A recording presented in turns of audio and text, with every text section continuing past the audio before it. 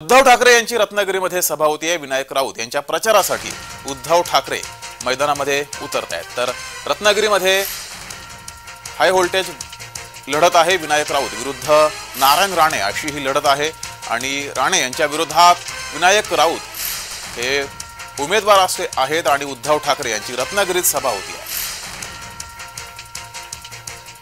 नारायण राणे विरुद्ध विनायक राऊत अशी रत्नागिरी सिंधुदुर्गमध्ये लढत होती आणि उद्धव ठाकरे यांची या ठिकाणी सभा होती।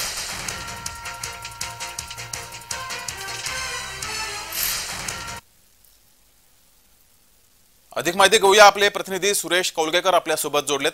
सुरेश, उद्धव ठाकरे यांची रत्नागिरीमध्ये सभा होती, अधिकची माहिती या संदर्भात। निश्चितच आज बघितलं तर सिंधुदुर्ग आणि रत्नागिरीची लोकसभा मतदारसंघ आहे हा हाय व्होल्टेज मतदारसंघ बनलाय। कारण जशी लढत आहे ती महायुतीचे उमेदवार नारायण राणे आणि इंडिया आघाडीचे उमेदवार आहेत ते विनायक राऊत यांच्यात आहे। आणि विशेष म्हणजे आज सायंकाळी उद्धव ठाकरे यांची रत्नागिरीत पहिली जाहीर सभा होते आणि त्यामुळे नारायण राणेंवर आज काय उद्धव ठाकरे संधान साधणार हे महत्वाचं आहे। त्याच्याच बरोबर दुसरीकडे बघितलं तर रत्नागिरीतच आजच मनसेची सुद्धा जाहीर सभा होते। राज ठाकरे यांनी महायुतीत सहभाग दर्शविल्यानंतर पहिलीच जी जाहीर सभा आहे ती होणार आहे आणि यावेळी मनसेचे जे नेते आहेत संदीप देशपांडे, बाळा नांदगावकर आणि अविनाश जाधव हे या सभेला संबोधित करणार आहेत। त्यामुळे एकाच वेळी दोन सभांचं आयोजन सायंकाळी झालेलं दिसतंय।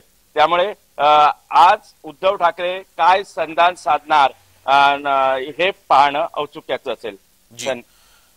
मात्र सुरेश, एकीकडे राणे कुटुंबीय आणि दुसरीकडे ठाकरे कुटुंबीय यांच्यातील प्रेमाचं नातं सगळ्यांनाच माहिती आहे। या पार्श्वभूमीवर उद्धव ठाकरे यांची ही सभा होतीये।